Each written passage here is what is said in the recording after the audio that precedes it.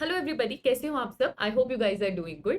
तो बेटा आज इस लेक्चर में जैसा आपने मांगा था बिल्कुल वैसे हम प्लांट फिजियोलॉजी के सारे कॉन्सेप्ट्स लेकर आ गए हैं। जितने भी इंपॉर्टेंट कॉन्सेप्ट्स हैं इन पांचों चैप्टर में से उनको हम यहाँ पे रिवाइज कर लेंगे और बहुत क्विकली। तो एकदम ऑसम लास्ट मिनट रिविजन होने वाला है। आओ मेरे साथ फटाफट से सारे इंपॉर्टेंट कॉन्सेप्ट प्लांट फिजियो के रिवाइज कर लेते हैं।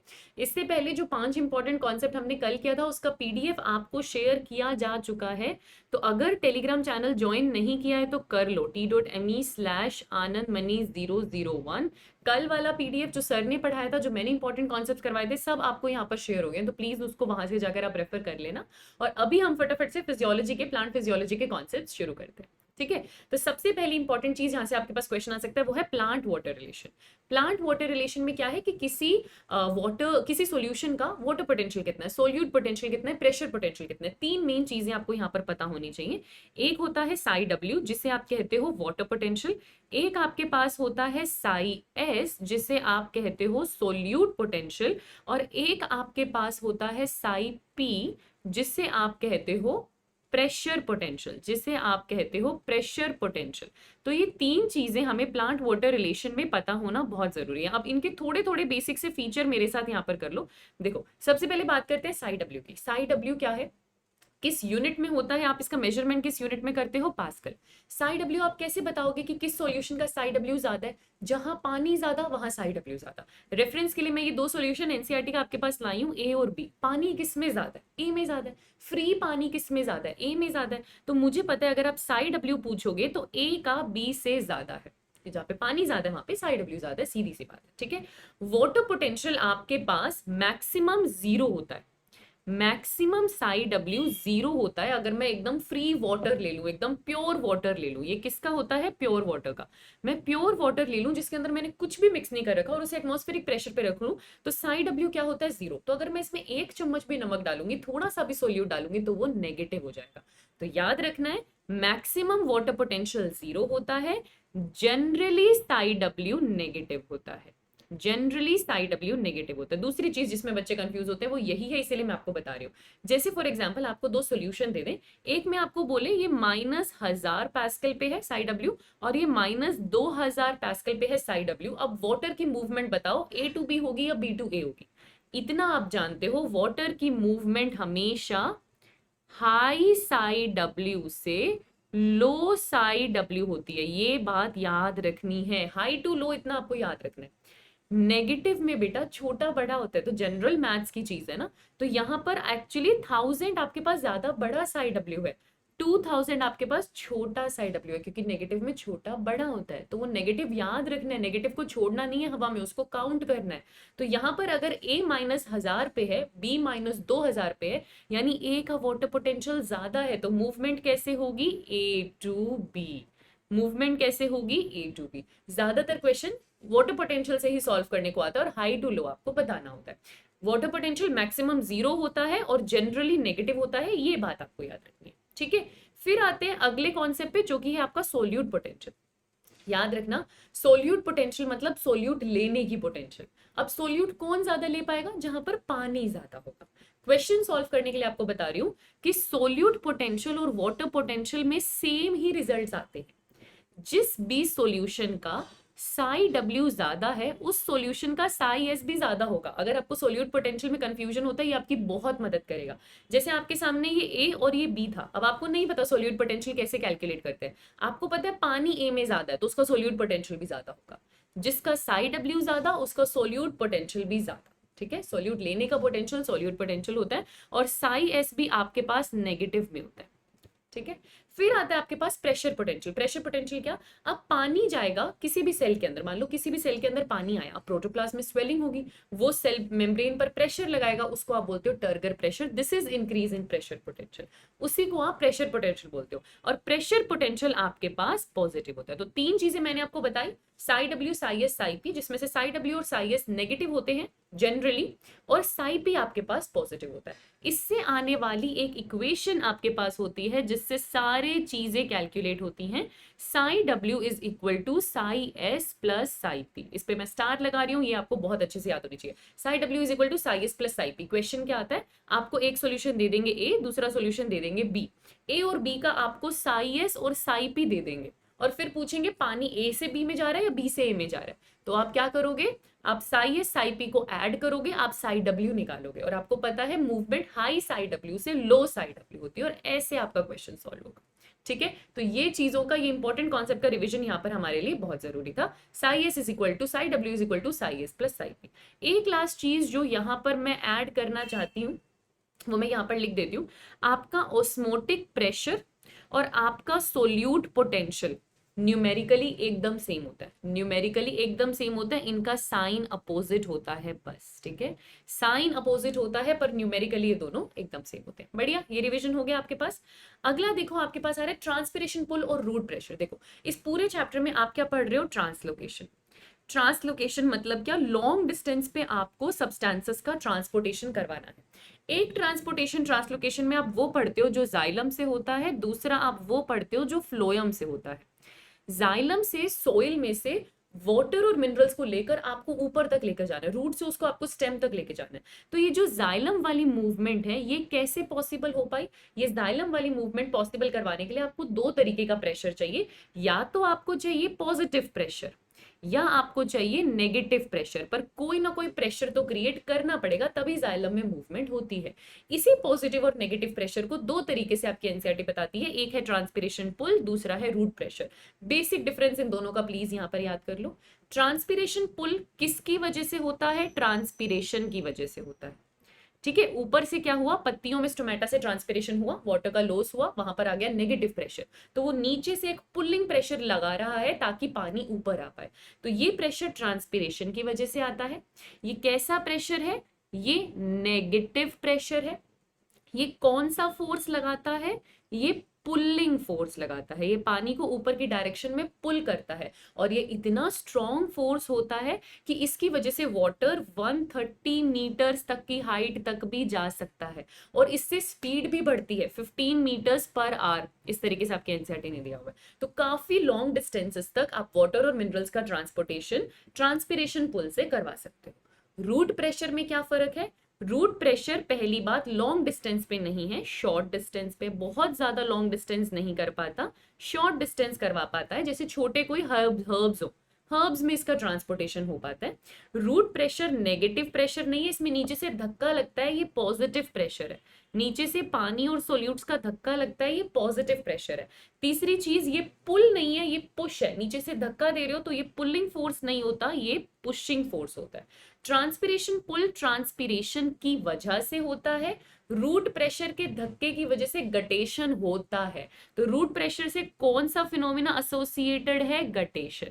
रूट प्रेशर से कौन सा फिनोमिना एसोसिएटेड है, गटेशन। अब मेन एक फंक्शन देख लो, ट्रांसपिरेशन पुल की वजह से तीन फोर्सेस लगते हैं जो पानी को बहुत लॉन्ग डिस्टेंस में ऊपर लेकर चले जाते हैं, है ना। कौन कौन से फोर्सेस लगते हैं, एडहेशन, एडहेशन, कोहेजन, कोहेजन, और आपके पास आता है टेंसाइल स्ट्रेंथ, सरफेस टेंशन। यहां पर पहले आपके पास आ जाएगा सरफेस टेंशन, सरफेस टेंशन। ठीक है, ठीक है, ये तीनों फोर्सेस पूछे गए हैं, इसीलिए मैं आपको बता रही हूं क्या है एडहेशन। मतलब क्या है, जब पानी जाइलम में जाएगा, एडहेशन जैसे एडहेसिव ग्लूज फेविकोल वगैरह आप नहीं यूज करते, तो उस वाटर का अट्रैक्शन ट्रैकिड से होता है एडहेशन, वाटर का वाटर मॉलिक्यूल से अट्रैक्शन होता है कोहेजन।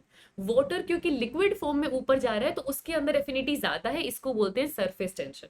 इन तीनों फोर्सेस की वजह से, इन तीनों फोर्सेस की वजह से पानी को कैपिलरी एक्शन मिलता है, कैपिलरी एक्शन मिलता है, और वो पतले से डायामीटर में भी पानी इतना ऊपर चला जाता है। तो बेसिक बेसिक डिफरेंस बेटा आपको यहाँ पर याद रखने, मैक्सिमम मूवमेंट ट्रांसपिरेशन पुल से होता है, सेकंड नंबर पे रूट प्रेशर आता है ना। मैक्सिमम ट्रांसपिरेशन पुल से होता है, सेकंड नंबर पे रूट प्रेशर आता है। रूट प्रेशर का काम इतनी लंबी हाइट तक लेकर जाना नहीं है, तो क्या है, जब इस कैपिलरी एक्शन से पानी जा रहा है, अगर बीच में कोई एयर गैप आ गया, ये उसको फिल करने का काम करता है। ये क्या करता है, ये एयर गैप फिल करने का काम करता है, ये एयर गैप फिल करने का काम करता है। और ये इंपॉर्टेंट फंक्शन था आपके पास रूट प्रेशर का, क्या काम कर रहा है, ये एयर गैप फिल करने का काम यहाँ पे कर रहा है, एयर गैप फिल करने का काम आपके पास यहाँ पे कर रहा है। बढ़िया, तो ये कॉन्सेप्ट हमने रिवाइज कर लिया, कौन सा पॉजिटिव, कौन सा नेगेटिव, कौन सा पुल, कौन सा पुश, ये चीजें हमको याद रखनी होती है। ठीक है, बढ़िया। आगे आए मास फ्लो हाइपोथेसिस। जैसे आपने जाइलम का ट्रांसलोकेशन देखा, दूसरा ट्रांसलोकेशन होता है फ्लोएम का, है ना, इस पर आपको क्वेश्चन मिल जाते हैं। फ्लोएम में आपको क्या क्या बेसिक चीजें याद रखनी है। देखो, खाना बनता किस फॉर्म में है, खाना लीव्स बनाती है, लीव्स किस फॉर्म में खाना बनाएंगी, ग्लूकोज। ठीक है, अगर पत्तियों ने खाना बनाया और मुझे उस ग्लूकोज को रूट तक लेके जाना है या किसी और सिंक तक लेके जाना है, बना कैसे, ग्लूकोज की फॉर्म में, मुझे उसको लेके जाना है, इसका ट्रांसपोर्टेशन करवाना है, तो याद रखना ट्रांसपोर्टेशन किस फॉर्म में होता है, सुक्रोज, पहली चीज। ठीक है, अब आपने किसी सोर्स से खाना उठाया था, आपने किसी सोर्स से खाना उठाया था और आपने किसी सिंक को लेकर खाना दे दिया। अब जिस सिंक को आपने खाना दिया है वो इस सुक्रोज का यूज कर कर कुछ करे, सेल वॉल बनाएगा तो सेल्यूलोज में कन्वर्ट कर देगा, अगर इसको स्टोर करके रखना चाहेगा तो स्टार्च में कन्वर्ट कर देगा। तो ये बेसिक चीज आपने यहाँ पर देख ली, बनता ग्लूकोज की फॉर्म में, ट्रांसपोर्टेशन सुक्रोज की फॉर्म में होता है, और आगे जाने के बाद सिंक इसका कैसे भी यूज कर सकता है। अच्छा, फ्लोएम में जो ट्रांसपोर्ट होता है उसको बोलते हैं फ्लोएम सैप, उसको क्या बोलते हैं बेटा, फ्लोएम सैप। फ्लोएम सैप में क्या है, ये जो सुक्रोज है प्लस इसमें आप वाटर मिला दो, ये मिलकर क्या बना रहा है आपके पास, फ्लोएम सैप। कौन सी हाइपोथेसिस से ये खाने की मूवमेंट होती है, मास फ्लो हाइपोथेसिस। फटाफट से देख लो मास फ्लो हाइपोथेसिस में क्या होता है। यहां पर सबसे पहले आपका शुगर बना, शुगर को आपने भेजना है फ्लोएम में, फ्लोएम में आप भेजोगे कंपेनियन सेल से, कंपेनियन सेल्स में आप भेजोगे आगे सीव ट्यूब में। खाने को सीव ट्यूब तक भेजना यानी खाने की लोडिंग होना एक्टिव होती है, याद रखना, यहां पर लोडिंग होना खाने का वो भी एक्टिव होता है और जो अनलोडिंग है वो भी एक्टिव होती है। ये बहुत इंपॉर्टेंट फिनोमिना है। खाना डाल दिया आपने सीव ट्यूब में, अब जैसे ही आपने वहां पर शुगर डाला, क्या हुआ, अचानक से वहां पर ऑस्मोटिक प्रेशर बढ़ गया। अब आपने वहां पे शुगर डाला तो बगल में था जाइलम, जाइलम के पास था पानी, पानी की मूवमेंट हुई हाई टू लो, पानी यहाँ पर आया, ऑस्मोटिक प्रेशर बढ़ा, टर्गर प्रेशर बढ़ा, वाटर, और ये सारा सैप जाएगा आगे सिंक की तरफ जहां पे टर्गर प्रेशर थोड़ा सा कम है। तो आप जाओगे सोर्स से किसकी तरफ जाओगे, आप सिंक की तरफ जाओगे। ठीक है, जिस तरफ भी सिंक है उस तरफ जाओगे, जैसे यहाँ पर अगर आपका सिंक है यहाँ पर आप आ गए। अब जैसे ही आपका खाना रूट तक पहुंच गया, सिंक पर पहुंच गया, वो शुगर यहां से बाहर आएगा, इस टाइम क्या हो रही है, अनलोडिंग। और अनलोडिंग भी कैसे होती है, एक्टिव, एक्टिव, क्योंकि इतना हाई टर्गर प्रेशर है उसमें से खाना एक्टिवली निकालना पड़ेगा। अब क्या बचा सीव ट्यूब में, पानी, पानी, बगल में जाइलम था उसका पानी कम था, पानी कहाँ चला गया, जाइलम के अंदर, वापिस ऊपर टर्गर प्रेशर ज्यादा है, नीचे कम है, पानी आ गया नीचे। इस तरीके से सोर्स से सिंक में high turgor pressure to low turgor pressure खाने की मूवमेंट होती रहती है, लोडिंग हो या अनलोडिंग हो दोनों एक्टिव है, ये बात जरूर याद रखना। ठीक है, तो ये था आपका मास फ्लो हाइपोथेसिस, ये था मास फ्लो हाइपोथेसिस। आगे आ जाओ, आपके पास क्या है, मिनरल न्यूट्रिशन का एक इंपॉर्टेंट कॉन्सेप्ट आपके पास आता है, नाइट्रोजन साइकिल। सारी इंपॉर्टेंट चीजें यहां पर देख लो। हवा में क्या है, नाइट्रोजन, नाइट्रोजन प्लांट को चाहिए, बहुत इंपॉर्टेंट है, लेकिन सोइल में नाइट्रोजन होता है लिमिटिंग, क्योंकि हवा की इस नाइट्रोजन को फिक्स करना आता नहीं है। तो इसको फिक्स करने की सुपर पावर किसके पास होती है, बैक्टीरिया के पास होती है। सोइल में इसको फिक्स करने की पावर सिर्फ बैक्टीरिया के पास होती है, उसको बोलते हैं बायोलॉजिकल नाइट्रोजन फिक्सेशन। ये फिक्सेशन कौन करते हैं, सिर्फ हमारे बैक्टीरिया कर पाते हैं, इसीलिए बैक्टीरिया और प्लांट के बीच में लड़ाई होती है नाइट्रोजन एसिमिलेशन को लेकर। ठीक है, लिमिटिंग फैक्टर है। अब चाहे बायोलॉजिकल नाइट्रोजन फिक्सेशन करो चाहे इंडस्ट्रियल नाइट्रोजन फिक्सेशन करो, क्या होगा, आपका नाइट्रोजन सोइल में आएगा किस फॉर्म में, अमोनिया की फॉर्म में। इसको क्या बोलते हैं, नाइट्रोजन फिक्सेशन। अमोनिया आया, अमोनिया बना, लेकिन अमोनिया स्टोर नहीं हो सकता प्लांट के अंदर, अमोनिया के फॉर्म में प्लांट अपटेक नहीं करता नाइट्रोजन।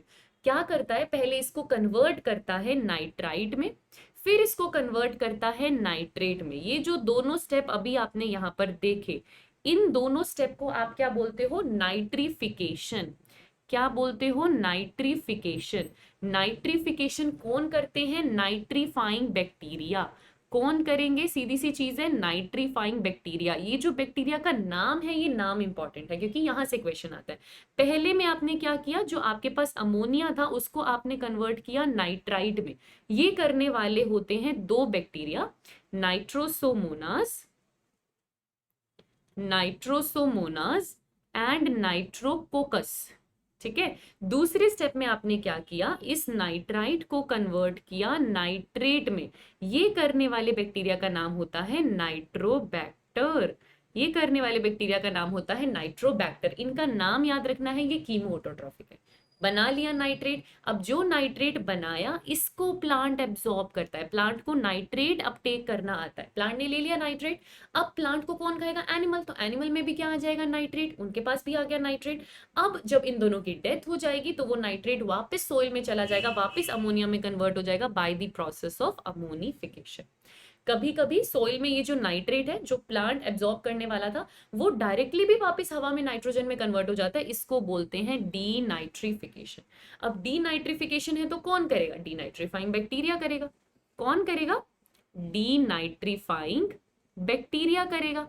इस डीनाइट्रीफाइंग बैक्टीरिया के दो एग्जाम्पल एनसीईआरटी में दिए हुए हैं जहां से क्वेश्चन आ सकता है। एक है आपके पास स्यूडोमोनास, एक है आपके पास थायोबैसिलस। एक है आपके पास स्यूडोमोनास, एक है आपके पास थायोबैसिलस। तो ये सारे आपने इंपॉर्टेंट बैक्टीरिया यहाँ पर रिवाइज कर लिए जो आपको यहाँ पर आने चाहिए थे। ये जो नाइट्रेट है, प्लांट इस नाइट्रेट को एब्जॉर्ब जरूर करता है लेकिन ये इसको वापस अपने अंदर अमोनिया में कन्वर्ट कर लेता है और फिर उस अमोनिया से बाकी के सारे अमीनो एसिड्स बनाता है। नाइट्रोजन साइकिल कर ली, नाइट्रीफाइंग बैक्टीरिया कर ली, डीनाइट्रीफाइंग बैक्टीरिया कर ली, ठीक है। बायोलॉजिकल नाइट्रोजन फिक्सेशन कौन कर सकता है? सिर्फ और सिर्फ आपके बैक्टीरियाज को करना आता है। ये बैक्टीरिया करते क्या है? नाइट्रोजन को अमोनिया में कन्वर्ट करते हैं। ये बैक्टीरिया कैसे हो सकते हैं? ये बैक्टीरिया फ्री लिविंग हो सकते हैं, ये बैक्टीरिया सिम्बायोट हो सकते हैं। फ्री लिविंग में ये एरोबिक भी हो सकते हैं और एन एरोबिक भी हो सकते हैं। एरोबिक के दो एग्जाम्पल आपको एनसीईआरटी ने दे रखे हैं, एक एजोटोबैक्टर, एक एजोटोबैक्टर, एक बिजरनिकिया। तो मैं सारे एग्जाम्पल्स यहां पर आपको रिवाइज करवा रही हूँ। एनएरोबिक का आपको कौन सा एग्जाम्पल याद रखना है? रोडोस्पाइरलम, रोडोस्पाइरलम, ठीक है। उसके सिवा, बैक्टीरिया के सिवा आपके पास यहाँ पर साइनोबैक्टीरिया भी आता है, साइनोबैक्टीरिया भी आता है, नोस्टोकैनाबिना, है ना। और अगर मैं बात करूं सिम्बाइट बैक्टीरिया की, जो सिम्बायोटिक है, सिम्बायोटिक है, इसमें ये सिम्बायोट किस पे है? लेग्यूम पे है या नॉन लेग्यूम पे है? अगर लेग्यूम पे है तो इसके अंदर कौन आता है? राइजोबियम। और अगर किसी नॉन लेग्यूम पे है तो कौन आता है? फ्रैंकिया। तो सारे बैक्टीरियाज के नेम जहां से क्वेश्चन आ सकता था हमने रिवाइज कर लिए। होता क्या है बायोलॉजिकल नाइट्रोजन फिक्सेशन में? बहुत सिंपल सी चीज होती है, नाइट्रोजन को अमोनिया में कन्वर्ट करना है। क्वेश्चन क्या आता है? एक मॉलिक्यूल नाइट्रोजन से दो मॉलिक्यूल अमोनिया बनाने में कितने एटीपी यूज होते हैं, कितने प्रोटॉन यूज होते हैं, कितने इलेक्ट्रॉन यूज होते हैं? तो 4 स्टेप है बेटा, हर स्टेप पे 4 एटीपी यूज होता है, तो टोटल 16 एटीपी। इसमें गलती क्या करते हैं बच्चे? 16 याद रखते हैं पर क्वेश्चन क्या पूछ लेता है? एक अमोनिया बनाने के लिए कितना एटीपी? तो 8, तब 16 नहीं बोलना।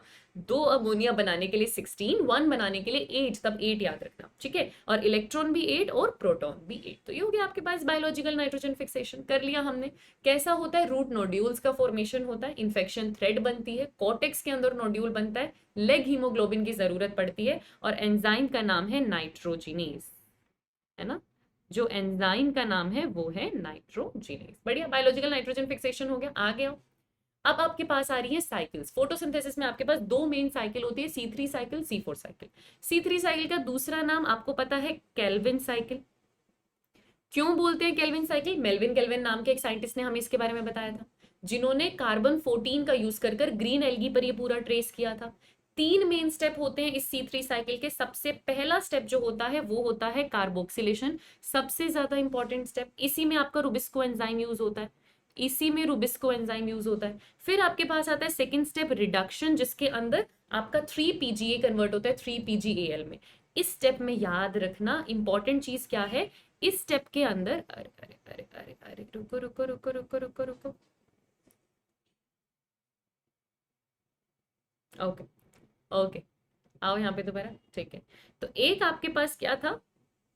हिल गया थोड़ा सा अपनी जगह से, जैसे इस टाइम हम लोगों का दिमाग हिला हुआ है, पर हमको नहीं हिला के रखना है क्योंकि हमें सब आता है और हम कॉन्फिडेंटली आंसर करेंगे, है ना। दूसरा स्टेप हमारे पास क्या आता है? रिडक्शन। अब रिडक्शन के अंदर आपको क्या याद रखना है? आपको ये याद रखना है कि 2 ATP और 2 NADPH2 यहाँ यूज होते हैं। तीसरा स्टेप आता है आपके पास रीजेनरेशन, जिसमें आपका RUBP वापस बनता है और इसमें 1 ATP लगता है। क्वेश्चन क्या आएगा अगर C3 साइकिल से आएगा? पहला क्वेश्चन प्राइमरी, इसका थोड़ा सा कलर चेंज कर लेते हैं। पहला क्वेश्चन जो यहाँ पर आ सकता है वो ये आ सकता है, प्राइमरी CO2 एक्सेप्टर कौन था? तो एक्सेप्टर आपका 5 कार्बन का RUBP था। दूसरा क्वेश्चन जो यहां पर बनता है कि पहला प्रोडक्ट क्या बना? CO2 फिक्सेशन के बाद या कार्बोक्सिलेशन के बाद पहला प्रोडक्ट क्या बना? 3PGA बना। दो मेन क्वेश्चन तो होगा ही है। उसके सिवा अगर C3 साइकिल से क्वेश्चन आता है तो आता है आपका बैलेंस शीट का कि कितना एटीपी कितना NADPH2 यूज हुआ, ठीक है। तो C3 साइकिल में एक CO2 फिक्स होता है। अगर मुझे एक पूरा ग्लूकोज बनाना है जिसमें 6 CO2 होते हैं तो साइकिल 6 बार चलेगी। अगर साइकिल 6 बार चलेगी तो टोटल एटीपी एक ग्लूकोज बनाने के लिए कितना यूज होंगे? एक साइकिल में कितना एटीपी यूज होता है बेटा? 2 + 1 3, है ना, 3 होता है।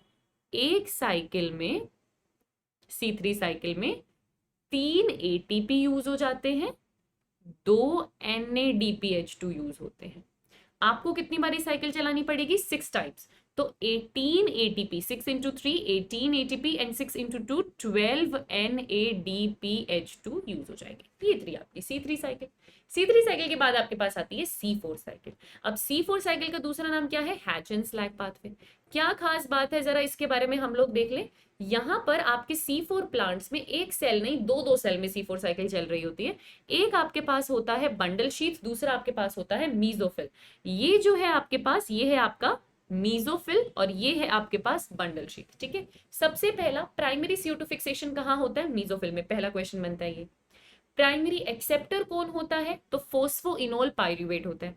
ये आपका प्राइमरी एक्सेप्टर है, प्राइमरी एक्सेप्टर है। ये कितने कार्बन का है आपके पास? ये कितने कार्बन का है आपके पास? 3 कार्बन का है। 3 कार्बन का है। कितने कार्बन का है ये हमारे पास बेटा? 3 कार्बन का है। 3 कार्बन का है। इसमें आप CO2 ऐड करते हो तो पहला फिक्सेशन होता है और 4 कार्बन का एसिड आपके पास बनता है। ये जो 4 कार्बन का एसिड आपके पास बनता है ये कौन सा होता है? Oxalo acetic acid. ये जो 4 कार्बन एसिड हम बनाते हैं ये ऑक्सैलो एसिटिक एसिड है। इसको भेजना है बंडल शीथ में तो कुछ कन्वर्ट कर भेजना पड़ेगा। तो हम इसको दो अलग C4 एसिड में कन्वर्ट करते हैं, या तो मैलिक एसिड या फिर एस्पार्टिक एसिड।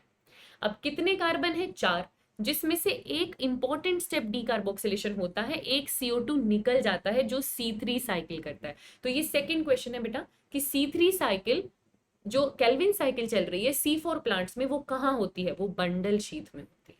रुबिस्को कहां है? वो बंडल शीथ में। C4 प्लांट्स का रुबिस्को कहां है? बंडल शीथ में है। तो C4 प्लांट्स के मीजोफिल में क्या है? पेप्केज है। क्या है? पेप्केज है, जिसने ये पहला स्टेप फिक्सेशन का किया था। CO2 गया, केल्विन साइकिल में चला गया, बचे कितने? फिर से 3 कार्बन। 3 कार्बन का एसिड आपके पास बनता है पायरुविक एसिड। इस पायरुविक एसिड को वापस भेजते हो आप अपने मीजोफिल सेल में और उससे पीपी वापस रीजनरेट कर लेते हो, उससे पीपी वापस रीजनरेट कर लेते हो। याद रखना बेटा, इस रीजनरेशन के स्टेप में 2 ATP और लगते हैं। इस रीजनरेशन के स्टेप में 2 ATP और लगते हैं। प्राइमरी एक्सेप्टर आपको पता है, प्राइमरी प्रोडक्ट आप याद रखना ऑक्सैलो एसिटिक एसिड है। पेप्केज कहाँ है? मीजोफिल में। रुबिस्को कहाँ है? बंडल शीथ में। ये चीजें हम याद रखेंगे। उसके सिवा अब टोटल ATP और NADPH2 देख लो, ठीक है। अब यहाँ पर बेटा केल्विन साइकिल कितनी बार चलनी है? 6 बार चलनी है। पर ये 2 ATP एक्स्ट्रा भी है आपके पास, 2 ATP एक्स्ट्रा भी है आपके पास। तो यहाँ पर अगर मैं बात करूं तो केल्विन साइकिल चलेगी।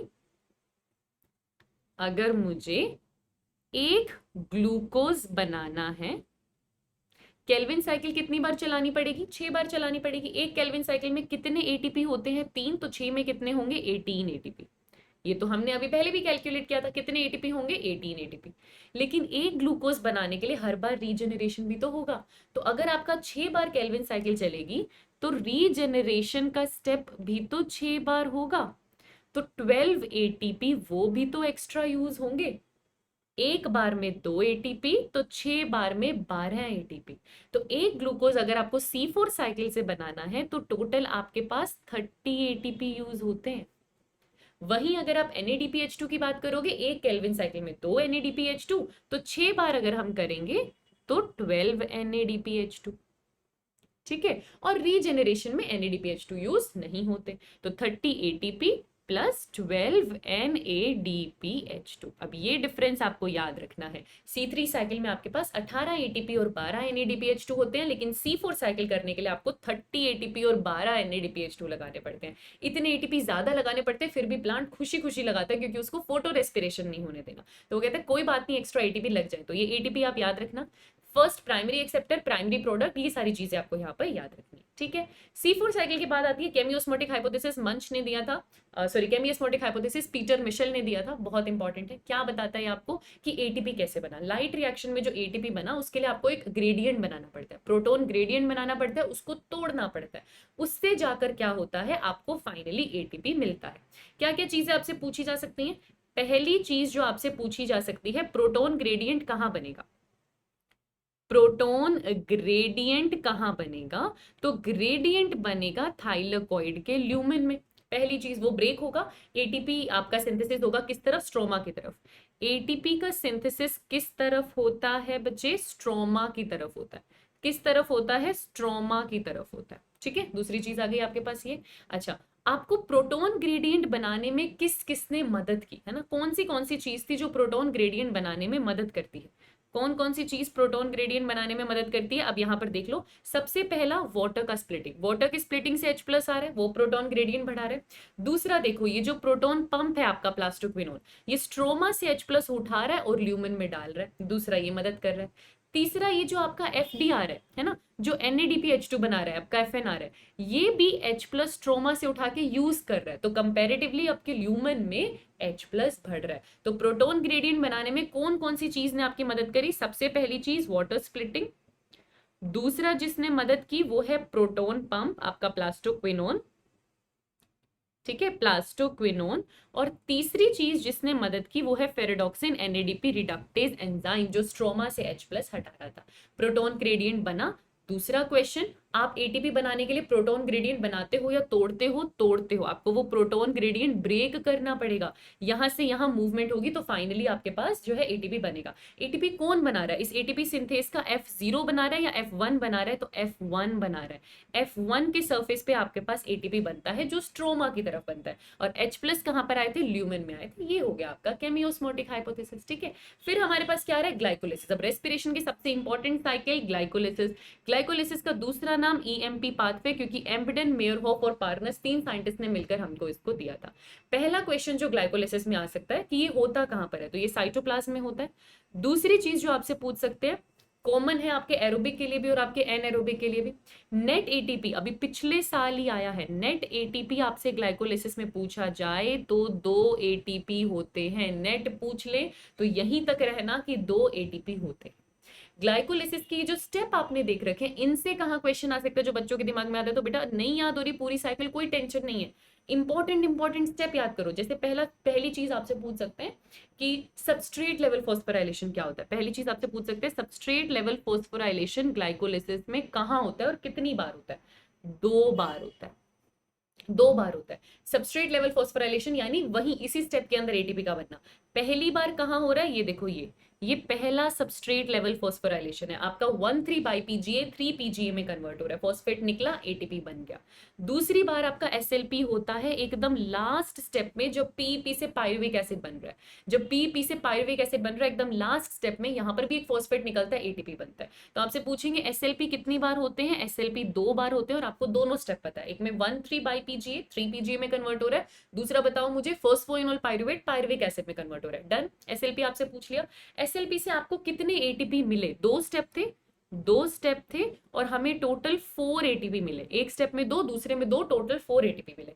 फिर दूसरा क्वेश्चन आपसे पूछा जाएगा, एटीपी ग्लाइकोलिसिस में यूज कितनी बार होते हैं, कितने स्टेप पर होते हैं, 2 स्टेप पर एटीपी यूज होते हैं। और कितने होते हैं टोटल, 2 ही एटीपी यूज होते हैं। कौन कौन सा स्टेप है, स्टेप नंबर 1 है और स्टेप नंबर 3 है, स्टेप नंबर 1 है और स्टेप नंबर 3 है, जरा देख लो इसको। स्टेप नंबर 1 आपका ग्लूकोज से ग्लूकोज 6 फॉस्फेट बना रहे थे, तब एक एटीपी का यूज करते हो। फिर फ्रक्टोज 6 फॉस्फेट से फ्रक्टोज 1,6 बिस फॉस्फेट बना रहे थे, तब एटीपी का यूज करते हो। तो आपने 4 स्टेप देख लिए जो इंपॉर्टेंट है, 2 वो जिनमें एटीपी बनता है, 2 वो जिनमें एटीपी यूज होता है। उसके सिवा अगर कुछ इंपॉर्टेंट स्टेप है तो वो रहा आपका ये, जिसमें आपके पास 2 मॉलिक्यूल NADH2 के बनेंगे।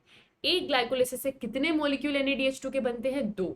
कौन से स्टेप में बनता है, जब ये धाप के पागल आपके पास बनता है PgAl और ये DHAP, धाप के पागल आपके पास बनता है, पागल के जस्ट अगली स्टेप में 1,3-BPGA, वहां पर आपके पास एक NADH2 बनता है, 2 मॉलिक्यूल। इतना याद रखना, बस इस एंजाइम को एक और याद रखना, ग्लूकोज से ग्लूकोज 6 फॉस्फेट बनाने वाले एंजाइम का नाम है हेक्सोकाइनेज। इस पे क्वेश्चन आ सकता है अगर आया तो ये लास्ट मोमेंट हम फटाफट से रिवाइज कर लेते हैं, ठीक है। देखो दोबारा, कहाँ हुई ग्लाइकोलिसिस? साइटोप्लाज्म। कितने नेट एटीपी बने? 2। क्यों? क्योंकि एसएलपी में कितने बने थे? 4, यूज कितने हो गए? 2, तो नेट कितना आया मेरे पास? 2 एटीपी का। NADPH2, NADH2, NADH2 कितने बनते हैं ग्लाइकोलिसिस में? NADH2 कितने बनते हैं? 2 बनते हैं, 2 बनते हैं आपके पास, ठीक है। अच्छा, स्टेप कौन कौन सा? फर्स्ट और थर्ड स्टेप में तो एटीपी यूज हुआ। यहां पर जब आपका 1,3 बाईपीजीए से 3 पीजीए बन रहा था तब एक एटीपी बना, और एकदम लास्ट स्टेप पीपी से पायरुवेट बन रहा था तब आपके पास एटीपी बना। बढ़िया, हमने एटीपी बना लिया, NADH2 हमने बना लिया, और ग्लाइकोलिसिस के लिए ये काफी है। आगे आओ लिंक रिएक्शन। एरोबिक रेस्पिरेशन में अगली होती है लिंक रिएक्शन। लिंक रिएक्शन का दूसरा नाम याद रखना, ऑक्सीडेटिव डीकार्बोक्सिलेशन। दूसरा नाम क्या है? Oxidative decarboxylation. बेटा ऑक्सीडेटिव डीकार्बोक्सिलेशन का मतलब क्या हो गया? CO2 निकलेगा, देखो CO2 निकला, डीकार्बोक्सिलेशन। ऑक्सीडेटिव क्यों? ऑक्सीडेशन हुआ, H+ भी निकला, और वो H+ किसने पकड़ लिया? NAD+ ने, और NAD+ किस में कन्वर्ट हो गया? NADH2 में, NADH2 में। तो लिंक रिएक्शन में क्या क्या याद रखोगे? एक पायरुविक एसिड से एक CO2 रिलीज होता है, और एक आपके पास NADH2 बनता है, और एक आपके पास एसिटाइल कोएंजाइम A बनता है। ये सब कब बनता है? जब एक पायरुविक एसिड एक लिंक रिएक्शन करता है तब। लेकिन 2 पायरुविक एसिड आपके पास ग्लाइकोलिसिस में बनते हैं, और ये पूरी लिंक रिएक्शन भी 2 बार होगी, सब कुछ 2 बार होगा। तो लिंक रिएक्शन के अंत में 2 CO2 निकल जाएंगे, 2 NADH2 बन जाएंगे, और 2 ही मॉलिक्यूल एसिटाइल कोएंजाइम A के बनेंगे। एक और चीज जो यहाँ याद रखना बेटा, एंजाइम का नाम पायरुवेट डिहाइड्रोजिनेज। एंजाइम का नाम क्या है? Pyruvate dehydrogenase. कहाँ होती है लिंक रिएक्शन? अब माइटोकॉन्ड्रिया में आ चुके हो आप। लिंक रिएक्शन और क्रेब्स साइकिल दोनों कहाँ होती है? माइटोकॉन्ड्रिया में। फिर आप क्या देखते हो? Krebs cycle. कहाँ होती है क्रेब्स साइकिल? माइटोकॉन्ड्रिया में। साइंटिस्ट का नाम हेंस क्रेब। क्रेब्स साइकिल को और किस नाम से जानते हैं? Citric acid cycle. क्यों बोलते हैं सिट्रिक एसिड साइकिल? क्योंकि अभी अभी जो आपने लिंक रिएक्शन में एसिटाइल कोएंजाइम A बनाया था, उस एसिटाइल कोएंजाइम A जो कि आपके पास 2 कार्बन का है, उसमें आप एक 4 कार्बन के ऑक्सैलो एसिटिक एसिड को ज्वाइन करके 6 कार्बन का सिट्रिक एसिड बनाते हो। पहला मॉलिक्यूल सिट्रिक एसिड है, इसीलिए इसका नाम सिट्रिक एसिड साइकिल भी होता है। पायरुवेट से देखो, एक NADH2 एक CO2 बना, लेकिन ये 2 होंगे तो सब कुछ 2-2 आपको मिलेगा। अब बहुत ध्यान से सुनना, क्रेब साइकिल में क्या याद रखना है, बहुत बहुत ध्यान से सुनना। सबसे पहली चीज जो आपको क्रेब साइकिल में पता होनी चाहिए, ये पूरी क्रेब साइकिल आपके सामने है। सबसे पहली चीज, कितने स्टेप पर NADH2 बने? गिनो मेरे साथ, 1 2 3। कितने स्टेप पर आपके पास NADH2 बनते हैं? 3। कितने स्टेप पर आपके पास FADH2 बने? देखो एक ही स्टेप है जिसमें आपके पास FADH2 बना, 1।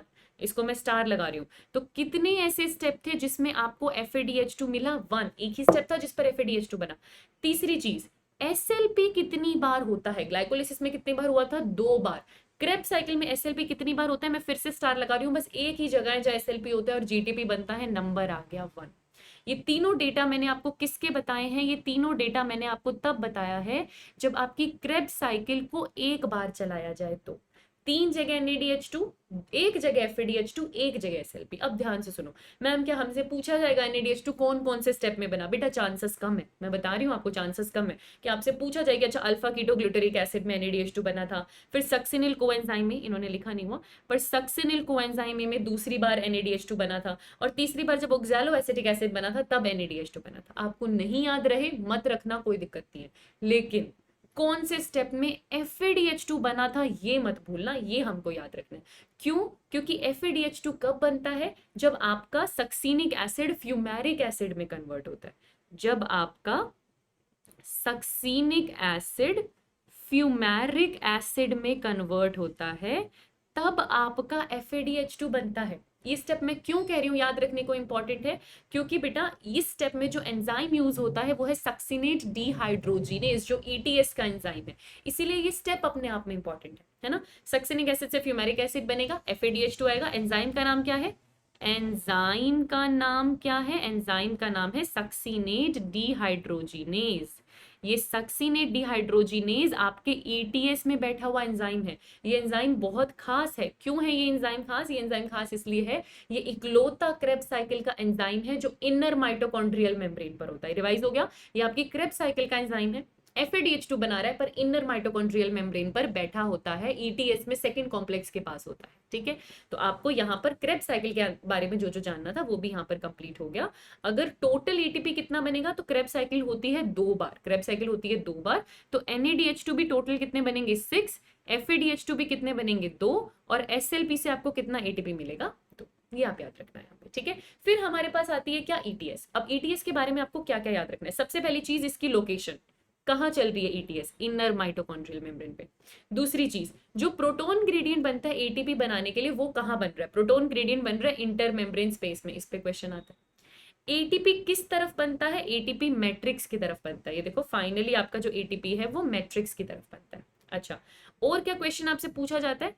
एक एटीपी बनाने के लिए कितने प्रोटॉन पंप करने पड़ेंगे? तो 4 प्रोटॉन। जिसकी एनसीईआरटी में ये करेक्टेड नहीं है इसको करेक्ट कर लो। एक एटीपी बनाने के लिए आपको 4 प्रोटॉन यहां पर पंप करने पड़ेंगे तो जाकर एक एटीपी बनेगा।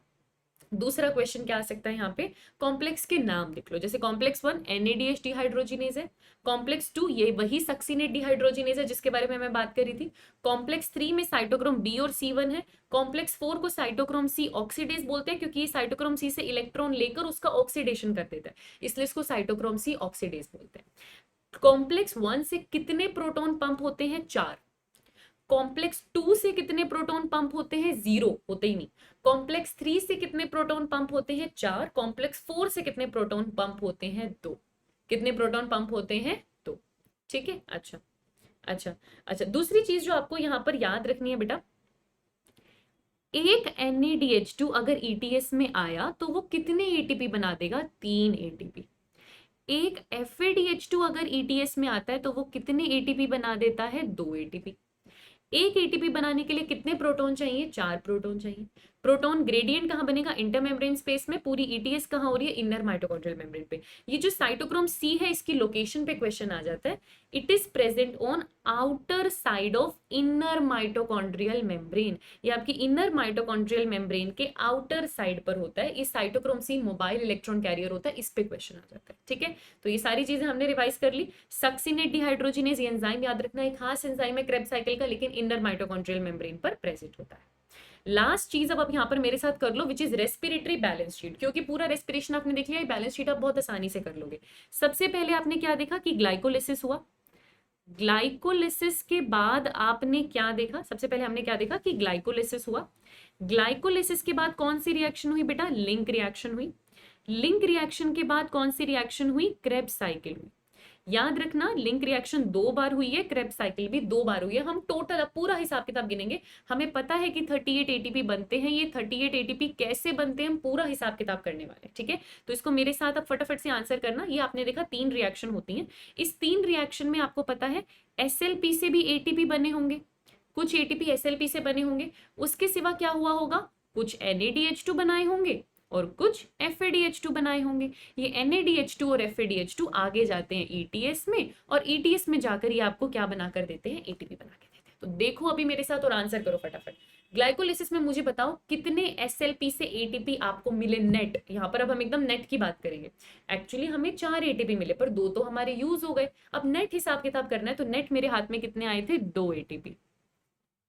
क्या लिंक रिएक्शन में SLP से कोई एटीपी बना था? नहीं। क्या क्रेब्स साइकिल में बना था? 1 बना था। क्रेब्स साइकिल 2 बार हुई है तो 2 एटीपी। अब आओ NADH2 पे। क्या ग्लाइकोलिसिस में NADH2 मिले थे? मिले थे, 2 बनाए थे हम। और एक NADH2 कितना एटीपी बनाता है? 3। तो ये 2 NADH2 कितने एटीपी जाकर बना देंगे? 6। बढ़िया। फिर आओ लिंक रिएक्शन पे। क्या लिंक रिएक्शन में NADH2 बना था? बिल्कुल बना था, एक NADH2 बना था। लिंक रिएक्शन 2 बार हुई थी तो 2 NADH2 बने थे, और एक NADH2 से 3 एटीपी, तो यहां पर भी टोटल कितना एटीपी? 6। अब आ गया वो क्रेब्स साइकिल पे।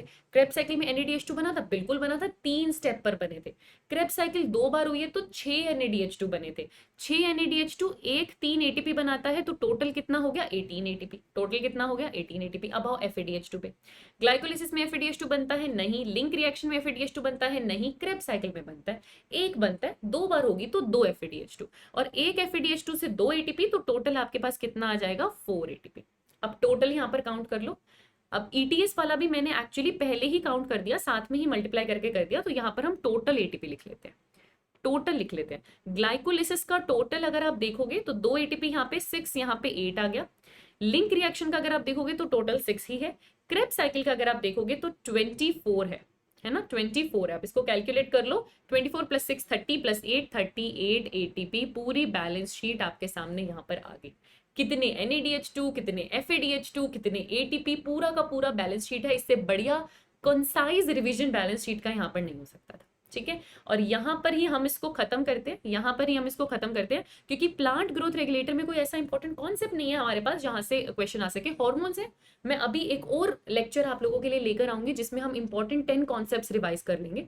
एक्सेप्ट प्लांट फिजियोलॉजी, सारे इंपॉर्टेंट 10 कॉन्सेप्ट्स हम और रिवाइज कर लेंगे। उसमें कुछ ऐसे लास्ट मोमेंट रिविजन हम कर लेंगे जहां से हमें पता है कि छोड़ के जाना ही नहीं, कुछ भी हो जाए छोड़ के जाना ही नहीं, उनको भी हम वहां पे रिविजन कर लेंगे, ठीक है। तो thank you so much, keep learning, keep revising, और आप लोग बहुत अच्छे से करेंगे। मेरी सारी बेस्ट विशेस आप लोगों के साथ है। अगर वो कॉन्सेप्ट वाला वीडियो भी अभी चाहिए, जल्दी चाहिए, तो मुझे कमेंट सेक्शन में एक बार बता देना। बाकी मैं 10 कॉन्सेप्ट्स आप लोगों के लिए लेकर आ रही हूँ, और इसी तरीके से पढ़ते रहो। All the very best.